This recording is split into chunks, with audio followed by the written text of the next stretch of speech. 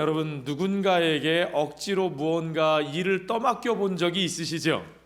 아마 무슨 리더 역할을 해보신 분들은 아마 다 그런 경험이 있으실 거예요. 굉장히 그거 불편합니다. 제가 목회하면서 제일 힘들 때가 그럴 때인데요. 아시는 분들은 아실 겁니다. 교회 여러 일들이 있고 직분들이 있는데 이 연말 연초만 되면 아주 이게 고민스럽습니다. 이 자리를 다 채워야 되는데 사람이 다 필요한데 이 부탁드리는 분들마다 나는 못합니다. 어렵습니다. 나는 능력이 안 됩니다. 그렇게 대답하시고, 어떤 분은요 이 연말 연시만 되면 제 전화 안 받으시는 분도 있으셔요. 뭐 시킬까봐. 뭐 그러실 수 있죠. 부담스러우실 수 있어요. 어떤 분은 그러십니다. 다른 사람 시키세요. 나는 겁나요. 억지로 시키면 나 교회 안 나올 거예요. 그러시는 분도 있어요. 참 고민스럽습니다. 그러나 여러분, 나만 두려운 건 아닙니다. 그렇죠? 누구나 다 두려움이 있고요. 원래부터 자신이 있어서 무슨 일을 맡는 사람, 그런 사람은 없습니다. 또 사실은 교회 일이라는 것, 하나님의 일이라는 것은 내가 자신이 있어서 내 능력 있다고 하면 그거 안 되는 겁니다. 그렇죠? 내 힘으로 하는 게 아니잖아요. 오늘 말씀을 보니까 좀 위로가 됩니다. 예수님의 제자들 얘기잖아요. 예수님의 제자들씩이나 됐는데 이 사람들도 우리만큼이나 두려워했습니다. 예수님의 제자들이 모인 집에요, 유대인들이 겁나서 문을 걸어 잠그고 거기에 숨어 있습니다. 그런데 그날이 어떤 날이었는 줄 아셔요, 여러분? 그날이 예수님이 돌아가신 날도 아니고요. 예수님이 돌아가시고 안식일이 지나고 안식 후 첫날, 이미 베드로와 요한은 막달라 마리아로부터 소식을 전해 듣고 빈 무덤을 확인했고, 막달라 마리아는 부활하신 예수님을 만나서 그 부활하신 예수님의 소식을 제자들에게 이미 전달했었습니다. 그렇죠? 그런 날이에요. 그런 날인데도 제자들은 여전히 두려워서 문을 꽁꽁 걸어 잠그고 그 속에 숨어 있었다는 거죠. 그러니까 여러분, 우리가 두려워하는 건 어쩌면 당연한지도 몰라요. 예수님의 제자들, 사도들도 그랬는데요. 자, 그런 제자들에게 부활하신 주님이 직접 찾아오셨습니다. 부활하신 주님이 직접 찾아오셔서 그들을 위로하시면서 하시는 말씀이 너희에게 평강이 있을지어다. 그들에게 손과 옆구리를 보여주시니까 제자들이 와, 정말 주님이시군요. 우리의 눈앞에서 십자가에 달려 돌아가신 그 주님이 맞으시군요. 주님인 것을 확인하고 그들이 기뻐했습니다. 주님이 그들에게 또다시 너희에게 평강이 있을지어다 말씀하시면서 그들에게 내가 너희를 보낸다. 아버지께서 나를 보내신 것처럼 나도 너희를 보내노라 말씀하시고는 그들에게 성령을 받아라 하셨고, 그 다음에요, 성령을 받아라 하신 다음에 주님이 그들에게 엄청난 이야기를 하셔요. 한번 보십시오. 제가 보기엔 이게 보통 불편한 얘기가 아닙니다. 한번 23절 말씀을 여러분 보십시오. 너희가 누구의 죄든지 사하면 사하여질 것이요 누구의 죄든지 그대로 두면 그대로 있으리라 하시니라. 너희가 누구예요? 제자들입니다. 제자들이 누구의 죄든지 용서하기만 하면 그들의 죄가 용서가 될 것이래요. 여러분, 정말이에요? 누가 여러분에게 이런 얘기를 하면 여러분 어떻게 받아들이시겠어요? 내가요? 내가 그런 사람이에요? 정말 우리가 그럴 수 있는 사람입니까? 우리에게 내 마음대로 누군가의 죄를 용서해 줄 그런 권세, 그런 능력이 내게 있다는 말입니까, 여러분? 대단한 것 같지만 굉장히 부담스러운 얘기 아닙니까, 여러분? 그렇죠? 더 부담스러운 말은 뒤에 나오는 얘기죠. 너희가 누구의 죄든지 그대로 두면 그대로 있을 것이라. 이건 또 무슨 얘기입니까? 우리가 그들의 죄를 그대로 두면 그들이 죄 가운데 그대로 있을 것이고, 죄 가운데 그대로 있으면 그들은 결국 어떻게 될 거예요? 멸망당하겠죠. 죽음이고 심판이고 그렇습니다. 그럼 가만히 생각해 보세요. 내가 대단한 사람인 것 같기는 한데 이 말이 굉장히 쉽지 않은 얘기인 것이, 아니 왜 저 사람이 멸망당하고 저 사람이 심판받는 것이 그럼 나한테 달린 거예요? 그렇죠 여러분? 내가 죄 사하면, 내가 용서하면 그들이 용서를 받을 것이고, 내가 그들의 죄를 그대로 놔두면 그들의 죄가 그대로 있을 것이다. 그 말은 그들이 용서받고 죄 가운데 망하는 것이 이쪽이냐 저쪽이냐가 누구에게 달렸다는 거예요 지금? 우리들에게 달렸다는 거예요. 주님의 제자들에게 달렸다는 거예요. 누가 여러분에게 그런 말씀하면 여러분 마음이 어떠시겠어요? 아니 저 사람들 죽고 사는 문제가 왜 나한테 달렸어요? 나한테 왜 그러세요? 나 너무 부담스러운데요? 나 그런 거 싫어요. 나 그런 거 못해요. 나는 나 하나 지금 챙기기도 바쁜데 무슨 말씀이십니까? 그렇죠?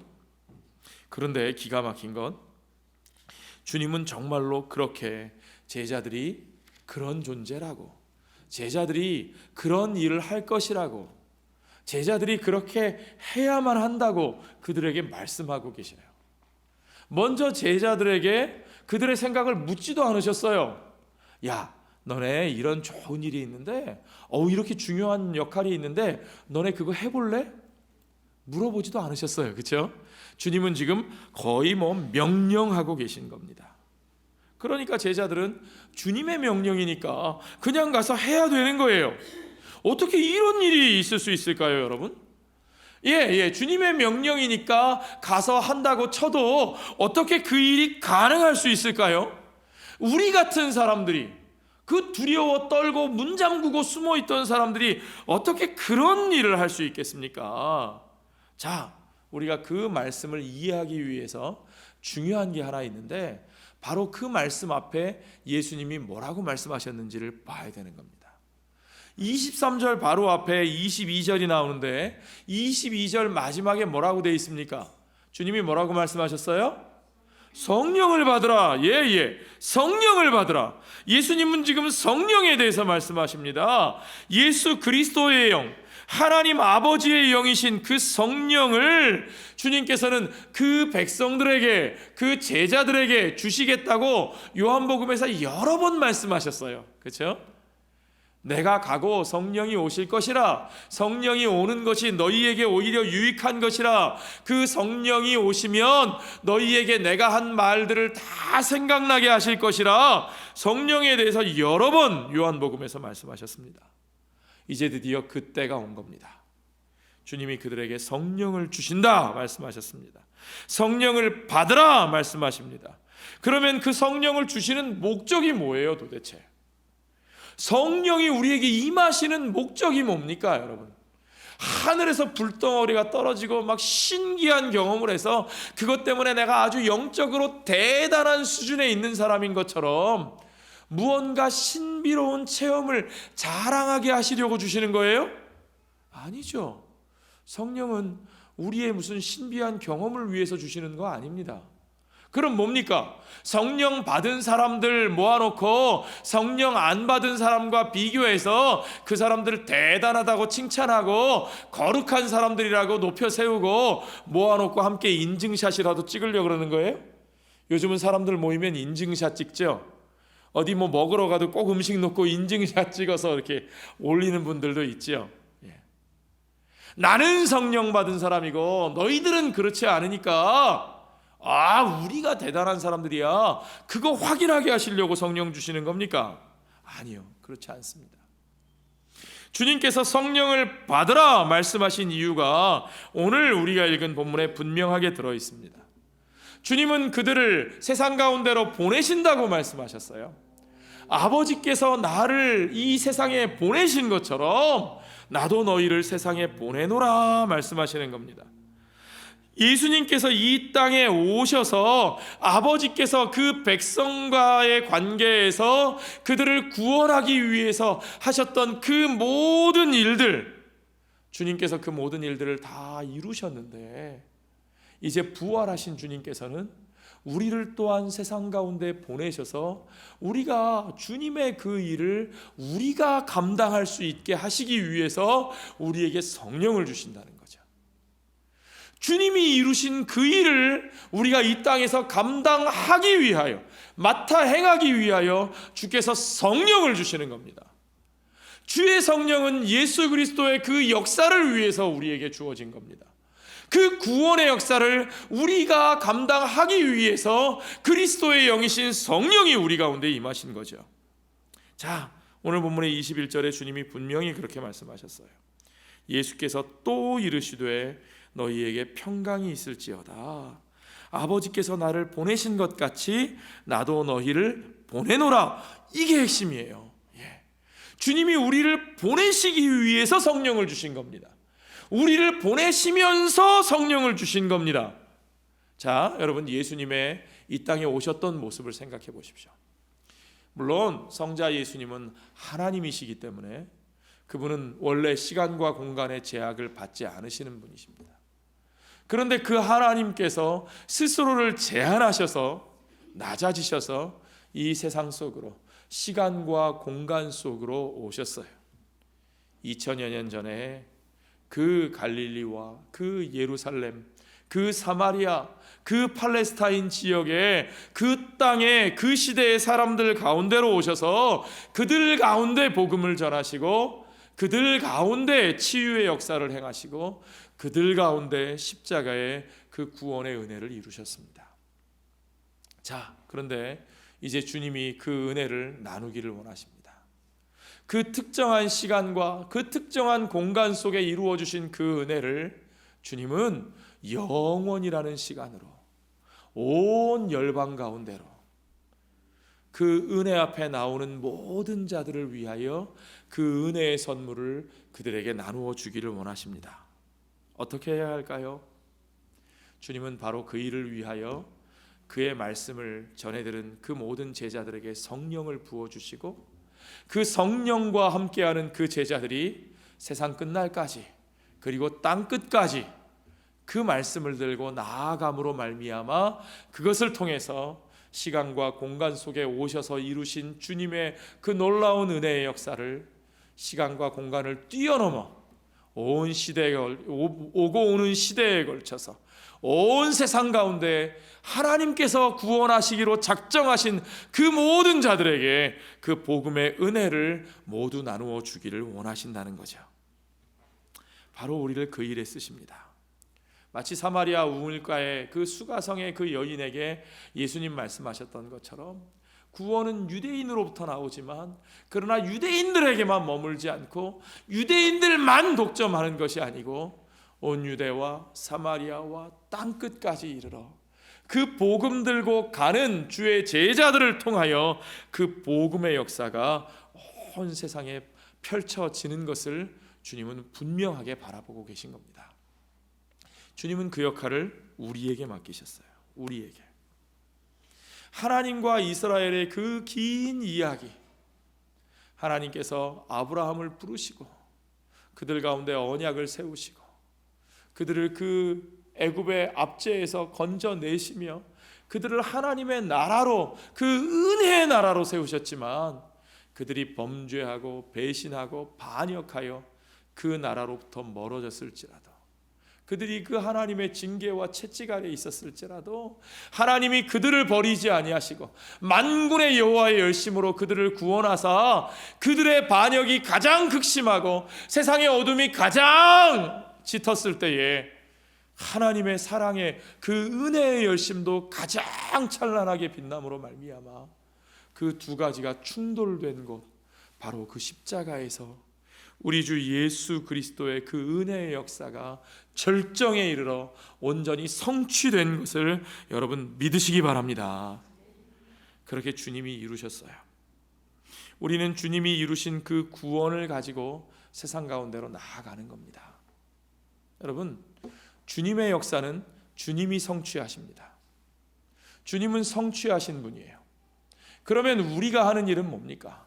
우리가 주님으로부터 위임받아서, 우리가 주님으로부터 보내심을 받아서 이 땅에서 우리가 하는 일은 뭡니까? 우리는 주님이 하신 일을 우리가 다시 성취해야 되는 게 아니에요. 주님은 십자가에서 뭐라고 말씀하셨죠? 다 이루었다. 예, 주님의 구속의 역사는 완전히 이루셨고 완전히 성취하셨어요.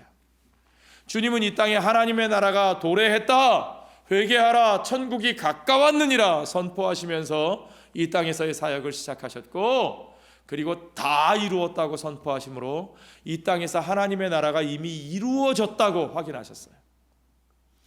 하나님께서 천지를 창조하실 때에 6일 동안 창조하시고 그리고 7일째에 안식하셨던 것처럼 우리 예수님도 그 모든 일들을 십자가에서 다 이루시고 6월절 그 금요일에 다 이루시고, 그리고 우리 하나님의 안식일에 그분은 그 무덤에서 안식하셨다는 사실을 우리가 압니다. 주님이 그렇게 창조의 역사를 아버지 하나님이 그렇게 하셨던 것처럼 다 이루신 후에 그는 이제 새 창조, 그의 나라가 완성되었음을 선포하시는 거예요. 부활하신 주님의 몸과 함께 그의 나라가 이 땅에는 이미 세워진 겁니다. 그럼 우리는 뭐 하는 거예요? 우리는 하나님의 나라를 우리가 다시 세우는 게 아니에요. 하나님의 나라는 주님이 세우셨어요. 주님이 이루셨어요. 주의 역사를 다 성취하셨어요. 구속의 역사는 주님이 성취하신 것이지 우리가 도와드리는 게 아닙니다. 다만 그럼 이제 우리는 뭘 하느냐? 주님은 그럼 왜 우리를 보내셨느냐? 우리에게 하라고 하시는 일은 뭐냐? 우리는 주님이 세우신 그 나라를 드러내는 거예요. 그 나라를 선포하는 거예요. 여러분, 복음이라는 것이 그런 뜻이라고 제가 여러 번 말씀드렸습니다. 복음이라는 말은 유앙겔리온입니다. 유앙겔리온은 기쁜 소식, 굿 뉴스인데, 그 말이 그레코 로만 시대에 사용되던 의미는 왕이 등극했다, 새로운 황제가 그 보좌에 앉았다라고 하는 선포인 거죠. 예수 그리스도 하나님 나라의 왕께서 등극하셨습니다. 이제 그 하나님의 나라가 이루어졌습니다. 성취되었습니다. 그가 이기셨습니다. 그러므로 우리는 이제 자유합니다. 우리 아까 찬양팀과 함께 노래했던 것처럼 우리는 이미 해방되었습니다. 우리의 소속이 그 하나님 나라의 통치권 아래에 있습니다. 우리가 해야 될 일은 뭐냐?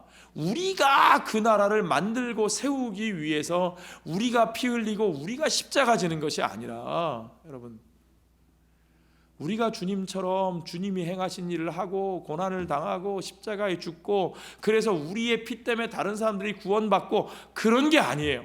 우리가 그 일을 다시 하는 게 아니에요. 우리는 우리를 인하여 완전히 우리를 위하여 완성하신 그 하나님의 나라의 소식을 들고 우리는 그 소식을 선포하는 겁니다. 우리가 하는 일은 그거예요. 주님이 하시는 일은 성취하신 것이고 우리는 성취하신 그것을 나가서 드러내고 선포하고 실행하는 거예요. 그 나라의 통치권이 워킹하도록 역사하도록 그 주권을 선포하는 거죠. 여러분, 음악 생각해 보십시오. 작곡을 해요. 작곡가들이 곡을 씁니다. 베토벤이 열심히 교향곡을 씁니다. 악상을 떠올리고 그 악상을 가지고 음계를 정하고 전체 구성을 정하고 악보에다 옮겨 적습니다. 그 모든 것들을 누가 하느냐? 작곡가가 하는 거예요. 그 홀로 이룬 거예요. 작곡가가 다 이룬 거예요. 그럼 우리는 뭐 하는 사람들이냐? 연주자입니다. 연주자. 그 작곡가가 성취한 그 놀라운 작품을 우리는 드러내는 거죠. 우리의 삶을 통해, 우리의 연주를 통해 실행하는 겁니다. 그렇죠? 우리가 그리스도의 일을 대신하고 다시 하고 도와드리는 게 아니에요. 그가 이루신 그 일을 우리의 삶 가운데 실행하는 거죠. 자, 그 새 역사는 이미 시작되었습니다. 주님의 부활과 함께 그 새 창조의 역사, 하나님의 나라의 역사가 시작된 겁니다. 그래서 오늘 본문의 19절에 보니까 안식 후 첫날 그랬어요. 요한이 이 안식 후 첫날을 굉장히 많이 강조합니다. 아까 말씀드린 대로 우리는 흔히 예수님이 죽으셨다가 사흘 만에 부활하셨다, 그러니까 마치 예수님이 3일 동안 무덤에 계셨던 것처럼 생각하죠. 그러나 사실 그렇지 않잖아요. 그렇죠? 예수님께서 금요일 날 돌아가셨고 안식일 하루 동안 무덤에 계셨고 그리고 다음 날 안식 후 첫날. 이 영어 성경들은 이렇게 번역했어요. The first day of the week. 이게 옛날 번역 킹 제임스도 그렇고 NIV도 그렇고 최근에 직역된 ESV도 다 똑같이 The first day of the week, 첫날 한 주간의 첫날 주님이 부활하셨다. 이거 아주 의도적인 겁니다. 요한은 예수님의 부활과 함께 새로운 창조의 역사가 시작되었다는 사실을 우리에게 분명히 말하고 있습니다. 중요한 것은 제자들이 예수님께서 그들에게 하신 말씀을 그대로 사람들에게 그대로 가서 읊어주지 않았어요. 예수님의 제자들이 한 모습을 보면요, 예수님처럼 행동하지 않았어요. 자기들이. 우리가 그걸 오해하지 말아야 됩니다. 어떤 사람들은요, 마치 내가 예수님처럼 그렇게 행동합니다. 예수님이 이 땅에 오셔서 회개하라 천국이 가까웠느니라 선포하시고, 요단강에서 세례를 받으실 때 성령이 임하시고 하나님의 음성이 들리고, 가서 복음의 선포를 이야기하시고 병자들을 낫게 하시고 치유하시고, 그리고 그 고난을 몸소 당하시고, 그리고 십자가 지시고 거기서 죽으시고, 그리고 그 무덤에 들어갔다가 살아나시는 그 일들. 어떤 사람들은 마치 자기가 예수님의 뒤를 따라간다고, 우리가 예수님의 뒤를 따라야 한다고. 맞는 말이죠. 우리가 예수님의 뒤를 따릅니다. 그러나 내가 예수님처럼 그 일을 하고 내가 예수님처럼 말하는 것이, 그것이 내가 예수님을 닮는 것이라고 생각하는 사람들이 있어요. 주님의 제자들을 보십시오, 여러분. 사도들이 행했던 일을 보십시오. 그들은 예수님처럼 행동하지 않았어요. 오히려 그들은 예수님처럼 말하고 행동한 것이 아니라 예수님의 이야기를 들려줬어요. 이 차이를 아시겠어요, 여러분? 그들은 예수님이 말씀하시고 행동하신 것이 우리에게 무엇인지, 어떤 의미가 있는지, 주님이 이루신 것이 무엇인지, 주님이 이 땅에 어떤 분으로 오셨고 그분이 우리를 위해서 무엇을 이루셨는지, 그것이 오늘 우리의 삶에 무엇을 말해주는지, 그걸 전파했어요. 주님이 오셔서 그 언약을 성취하셨고 그 나라를 이루셨다는 거예요. 이제 그 나라와 함께 우리의 삶이 어떻게 달라지는지, 복음은 그걸 선포하는 거예요. 여러분, 우리 신앙이 가장 중요한 게 그겁니다. 성경을 통해서 여러분이 보셔야 할 것도 그거예요. 하나님이 누구신가? 그 하나님이 우리에게 오셔서 우리를 위하여 무슨 일을 하셨는가? 그랬을 때 그것이 우리에게 어떤 의미가 있는가? 그것이 우리의 삶을 어떻게 바꿔놓는가? 여러분, 신앙생활 이 세 가지입니다. 그것이 복음이에요. 제자들은 그 복음을 온 세상에 드러내고 선포하고 그의 통치권을 실행하는 겁니다. 그의 주권이 세워졌어요. 우리가 세우는 게 아니에요. 세워진 그의 주권을 가지고 나가서 드러내고 선포하고 그것이 워킹하도록 실행하는 거예요. 바로 그런 그들을 위해서 성령이 필요한 겁니다. 그들이 바로 그 일을 하기 위해서 주님은 그래서 그들을 보내시면서 그들에게 성령을 받아라 말씀하시는 거죠. 주님이 성령을 받아라 하실 때의 모습이 어떠했어요? 주님이 마치 그들에게 숨을 내쉬시는 것처럼, 불어넣으시는 것처럼 하셨다 그랬어요. 주님의 숨이 이제 그들 가운데 그들의 생명이 되어서 그들이 정말 꿈도 꾸지 못했던 일들을 합니다. 나 하나도 감당하지 못했고 나도 그 죄를 이겨내지 못했던 나에게 이제는 내가 그 죄사함의 권세를 선포하고 그 복음을 선포하고 그것으로 말미암아 내가 용서를 선포하는 그 자리에서 그 사람들이 용서를 받는 역사가 일어납니다. 아멘. 내가 그들에게 가서 복음을 전하고 그 죄사함의 복음을 전하지 않으면 그들 가운데 그 역사가 일어나지 않습니다. 우리가 큰 놀라운 일에 죄사함의 권세를 주님이 가지셨음을 일부러 보여주기 위해서 주님이 내 죄사함을 받았다 주님이 선포하셨었는데, 바로 그 권세가 우리에게 주어졌다는 거죠. 그 일을 우리가 한다는 거예요. 그 엄청난 일을요, 그 부담스러운 일을요. 내가 어떻게 그들의 삶을 책임집니까? 아니요. 성령 받은 우리들에게는 그들의 삶을 책임질 수 있는 역사를 주님이 이루어 주시는 겁니다. 요한복음은요, 계속해서 새로운 창조의 역사를 이야기합니다. 구원을 단순히 구원이라고만 말하지 않고, 그저 회복이라고 말하지 않고, 하나님께서 온전히 새 창조의 역사를 이루신다는 거죠. 이 새 창조가 처음 창조보다 위대한 것을 우리가 알아야 돼요. 하나님이 아담을 동산에 찾아오셨어요. 그죠? 범죄한 아담은 하나님의 낯을 피합니다. 그 아내와 함께 피합니다. 하나님이 아담을 찾아오시고 아담과 하와가 하나님의 낯을 피할 때에, 그때 창세기 3장 8절에 보면 그날 바람이 불 때 동산에 거니시는 여호와 하나님의 소리를 듣고 아담과 그의 아내가 여호와 하나님의 낯을 피하여 동산 나무 사이에 숨은지라 그랬어요. 하나님을 피하고 숨었어요. 하나님과 그들의 관계가 깨어졌습니다. 하나님의 생명으로부터 그들이 멀어진 겁니다. 이미 그때부터 우리는 영적으로 죽은 겁니다. 바로 이 문제가 해결되지 않으면 우리는 영적으로 죽은 자들입니다. 하나님과의 관계가 해결되지 않으면 하나님이 흙으로 빚으사 그 코에 생기를 불어넣으사,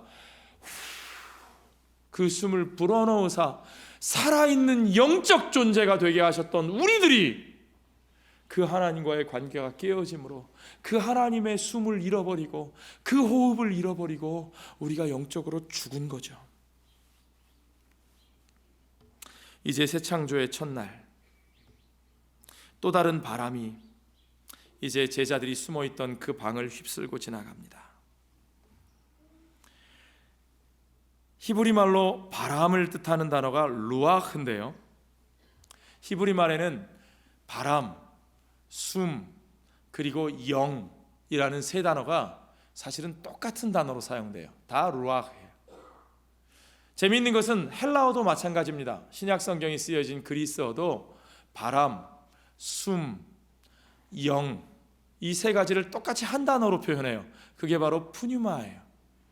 그래서 영어에서도 이 푸뉴마를 성령이라고 표현하는 이 그리스어 어원 때문에 영어에서도 성령론을 스피리톨로지라고 하지 않고 푸뉴마톨로지라고 하죠. 푸뉴마, 성령, 영, 루아흐, 푸뉴마, 숨, 바람, 영. 하나님의 숨, 하나님이 일으키신 바람, 그 동산에서 그들에게 불었던 그 바람, 그것으로 그들이 하나님과의 관계가 끊어졌는데, 이제 마치 창조의 첫날, 창조의 그 첫 시간에 하나님이 여섯째 날 사람을 만드시면서 그 숨을 불어넣으셨던 것처럼 이제 이 땅에 오신 임마누엘 하나님께서 그 숨을 제자들에게 불어주셔서 이제 그들에게 생명의 역사를 일으키시는 것을 우리가 봅니다. 그리고 그 숨, 예수 그리스도의 숨, 하나님의 숨, 그 성령께서 우리와 함께 계심으로 말미암아, 그 생명이 우리와 함께 함으로 말미암아 우리는 이제 그 생명을 가지고 세상 가운데로 나아가 그들 가운데서 그 죄의 문제를 해결하고, 아담이 하나님의 낯을 피한 이후로 그 모든 역사 가운데 우리를 짓누르고 우리를 고통과 괴로움에 빠지게 했던, 우리를 그 죄의 노예로 살게 했던 그 모든 죄의 문제가 해결되는, 그 문제가 해결되는 죄사함의 역사가, 그 놀라운 권세가 그곳에서 이루어지는 것을 여러분 믿으시기 바랍니다. 그것이 우리 주님께서 하신 일입니다. 이제 새로운 창조의 그 회복시키시는 하나님의 생명이 예수 그리스도를 통해서, 그가 보내신 제자들을 통해서 온 세상 가운데 전해지는 역사가 일어납니다. 주님은 그것을 위해 교회를 세우셨고 그것을 위해 교회를 세상으로 보내셨어요. 주님은 교회를 세상으로부터 분리시키시고 세상으로부터 담쌓아놓고 우리들끼리만 폼나게 난 성령 받았어, 내가 성령 받았더니 말이야, 이런 신기한 일이 일어났어. 내가 성령 받았더니 말이야, 이런 놀라운 기적을 행했어. 자, 우리 할렐루야, 우리끼리 즐거워하고 자랑하라고 그렇게 성령 주신 거 아닙니다. 그래서 교회를 세우신 거 아니에요. 주님은 우리를 그 세상으로 보내시면서 성령을 주신 겁니다. 그 세상 가운데서 그 죄사함의 권세를 선포하고 그 죄와 사망의 권세를 이기게 하시기 위해서, 아니 이미 이기신 그 승리를 선포하고 그들이 그 승리하신 주님 앞으로 나와 그 자유를 우리와 함께 누리게 하시기 위해서 우리에게 성령을 주신 것을 여러분 믿으시기 바랍니다.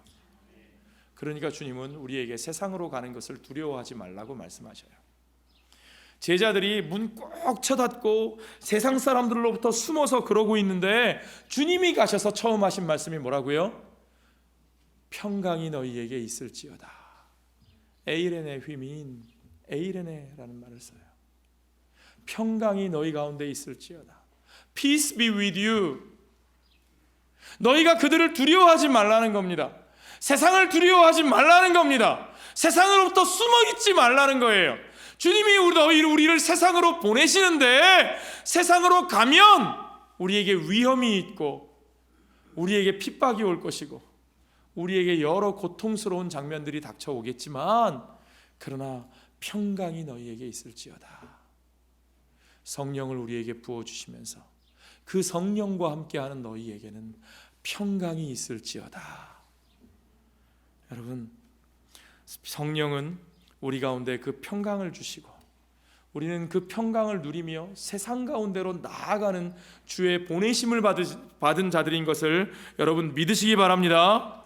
그래서 요한복음에서는요 여러 번 주님이 그 평안에 대해서 말씀하셨어요. 요한복음 14장에도 보면 평안을 너희에게 끼치노니 곧 나의 평안을 너희에게 주노라. 내가 너희에게 주는 것은 세상이 주는 것과 같지 아니하리라. 너희는 마음에 근심하지도 말고 두려워하지도 말라. 세상이 험하고 세상으로 들어가는 게 힘든 일이지만 근심하지도 말고 두려워하지도 말고 그 세상으로 주님이 보내시는 대로 가라는 거예요. 가라는 거예요. 세상을 떠나면서 그 평강을 지키려고 하면 안 되는 거예요. 16장 33절도 마찬가지입니다. 이것을 너희에게 이르는 것은 너희로 내 안에서 평안을 누리게 하려 함이라. 세상에서는 너희가 환난을 당하나 담대하라. 내가 세상을 이기었노라. 주님이 이미 이기셨습니다. 이긴 자 되신 주님이 그 이긴 자 되신 주님의 영을 우리에게 주시면서 너희가 평안하게 세상 속으로 들어가라. 두려워하지 말고 세상 속으로 들어가라. 그 세상 속에 들어가서 그 죄사함의 복음, 은혜의 복음을 선포하라는 거예요. 그 평안이 있고 그 성령이 계시기에 우리는 이제 그 일을 감당할 수 있는 겁니다. 그 일이 뭐예요? 23절 말씀. 너희가 누구의 죄든지 사하면 사하여질 것이요 누구의 죄든지 그대로 두면 그대로 있으리라. 우리가 하나님의 이름과 성령으로 예수 그리스도를 믿는 모든 그 사람들에게 용서의 메시지, 죄사함의 복음을 선포해야 한다는 거죠. 그렇게 그 죄사함의 복음을 선포하면 그들이 어떤 사람들이었든지, 그들이 어떤 죄에 억눌려 있고 상처에 찢기고 망가져 있던 사람들이었든지 그들은 변화됩니다. 여러분, 그 복음의 능력을 믿으시기 바랍니다. 어떤 분은 교회에 나오면서도 복음의 능력을 믿지 않는 분들이 있어요. 저 사람은 변하지 않아. 저 사람은 가능성이 없어. 무슨 저런 사람을 우리 교회에 왜 데리고 와? 그건 복음의 능력을 믿지 않는 거예요, 여러분. 복음의 능력을 믿는 사람은 사람을 가리지 않습니다. 복음의 능력을 믿는 사람은 사람을 포기하지 않습니다. 왜요? 예수 그리스도의 복음이 이긴 승리자의 복음이시기 때문이죠. 우리가 해야 합니다. 성령 받은 우리가 해야 되는 일입니다. 예수님의 말씀을 정말 우리는 엄중하게 받아들여야 돼요. 예수 그리스도로 말미암지 않고는 구원을 얻을 수 없는 것처럼 예수 그리스도가 보내신 우리들로 말미암지 않고는 그들에게 이 죄의 문제가 해결될 길이 없습니다. 다른 길은 없습니다. 주님이 분명히 말씀하셨죠. 내가 곧 길이요 진리요 생명이라고. 나는 부활이요 생명이니 무릇 나를 믿는 자는 죽어도 살겠고 살아서 나를 믿는 자는 영원히 죽지 아니하리라. 그 사망과 죽음의 권세를 이길 길이 예수 그리스도밖에 없습니다. 그 십자가밖에 없습니다. 주님이 말씀하셨어요. 내가 너희를 보낼 것이고 너희가 용서하면 용서받을 것이고 너희가 내버려두면 그들이 그대로 있을 것이라고요. 내가 그렇게 대단한 사람이야? 우와, 우쭐하십니까? 아니요, 이거 우쭐할 만한 얘기 아니에요.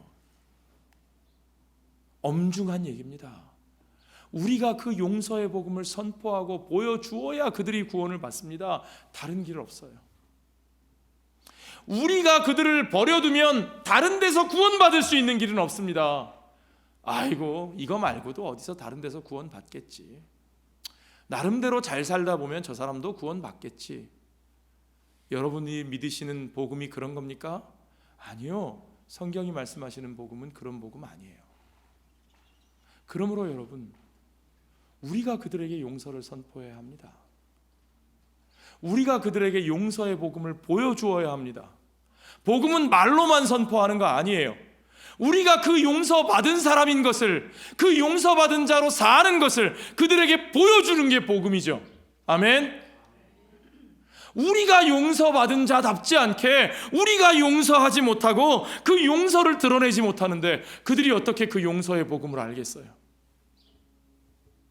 내가 말로만 예수 믿었다고 말하면서 아직도 내 마음속에 꽁 하고 있는 것, 그거 풀어내지 못하고 용서하지 못하고 그 복음의 능력이 내 안에서 나타나질 않는데 우리가 어떻게 가서 그들을 그 복음의 능력으로 용서를 보여주겠어요? 불가능한 얘기입니다. 우리가 그들을 내버려 두고서는 그들이 그 복음 앞으로 나올 수 있는 길이 없습니다. 하나님이 우리에게 왜 이렇게 무거운 짐을 주시느냐고요? 아니요, 할만하니까 주시는 거예요. 주님은 그 일을 우리가 감당하기 위해서 성령을 주셨습니다. 고린도후서 2장 14절로부터 16절 말씀을 제가 여러분들께 읽어드릴게요. 요한이 기록한 예수님 부활과 승천의 이때로부터 한 20년쯤 뒤의 일이죠. 사도 바울이 그 자신의 고백으로 우리에게 들려주는 이야기입니다. 한번 같이 읽어보실까요? 14절부터 항상 우리를 그리스도 안에서 이기게 하시고 우리로 말미암아 각 처에서 그리스도를 아는 냄새를 나타내시는 하나님께 감사하노라. 우리는 구원받는 자들에게나 망하는 자들에게나 하나님 앞에서 그리스도의 향기니 이 사람에게는 사망으로부터 사망에 이르는 냄새요 저 사람에게는 생명으로부터 생명에 이르는 냄새라. 누가 이 일을 감당하리요? 자, 여러분, 우리들에게는 냄새가 난다는 거예요. 아우, 저 사람 냄새라. 그런 냄새가 아니고요. 여기는 fragrance, 향기, 아로마라는 단어로 썼어요. The aroma of Christ. 와, 여자분들 좋아하시는 향수, 아로마.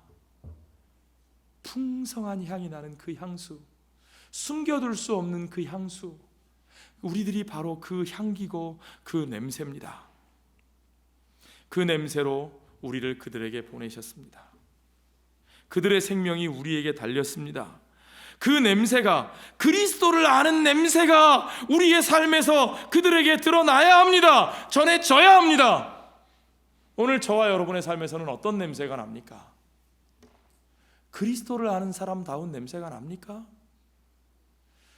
아무리 봐도 저 사람에게는 자린 고비의 냄새밖에는 안 나고, 아무리 봐도 저 사람에게는 한 맺힌 냄새밖에 안 나고, 아무리 봐도 저 사람은 세상 사람들 있는 욕심 다 가지고 있는데 거기다 천당 가고 싶은 욕심만 하나 더 있는 것 같고,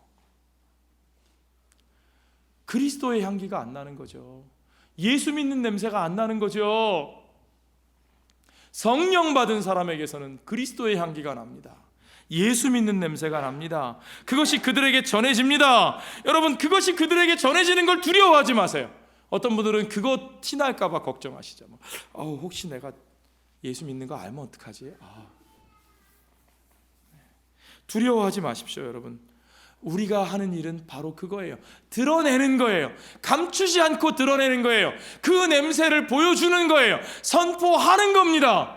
주님이 가라 하신 그곳에 가서 주님이 드러내라 하시는 그 냄새를 드러내면서 그들 가운데서 그들과 함께 사는 거예요. 그게 복음 전파예요. 그게 성령 받은 사람의 삶입니다. 물론 어떤 사람들에게는 그것이 생명에 이르는 냄새가 될 것이고 어떤 사람들에게는 그것이 사망에 이르는 냄새가 될 거예요. 누구나 좋아하고 누구나 받아들이는 건 아니에요. 그러나 그것은 하나님께 달린 일이고 주님이 우리에게 맡기신 일은 거기까지입니다. 그것을 드러내고 그 냄새를 풍기고 그들 속으로 가는 겁니다. 두려워하지 마십시오. 여러분, 평강이 있을지어다 주님이 선포하셨잖아요. 성령 받으신 여러분, 성령과 함께 하시는 여러분, 두려워하지 마십시오. 평강 가운데 그 세상 속으로 들어가십시오. 우리를 이상하게 보고 끊임없이 갈등하고 우리를 그냥 내버려 두지 않는 그 세상 피하지 마시고요, 숨어들지 마시고 교회 문 걸어 잠그지 마시고 산속으로 들어갈 생각하지 마시고 세상 속으로 들어가셔야 합니다. 그들 가운데서 그 속에서 그리스도의 향기, 그 냄새를 풍기는 자들이 되어야 합니다. 바울이 말합니다. 누가 이 일을 감당하리요? 우리가 아니면 누가 이 일을 감당하리요? 여러분, 기억하십시오. 세상이 우리를 책임져 주는 게 아니에요. 예수 믿으면서도 제일 안타까운 사람들이 어떤 사람들이냐면 자꾸 세상을 원망해요. 남을 원망해요. 예수 믿으면서. 아유, 저게 잘못돼서. 아유, 저 사람이 나한테 잘못해서. 그래서 내 인생이 이 모양 이꼴이고 속에 한을 품고 사는 거죠. 쓴뿌리 가지고 사는 거. 아니요, 여러분. 세상이 우리를 책임지는 것이 아니라 우리가 세상을 책임지는 겁니다. 그 용서의 복음, 그 은혜의 복음을 가지고 세상 가운데 나아가 우리가 세상을 책임지게 되어 있습니다. 주님이 그들을 우리에게 맡기셨어요.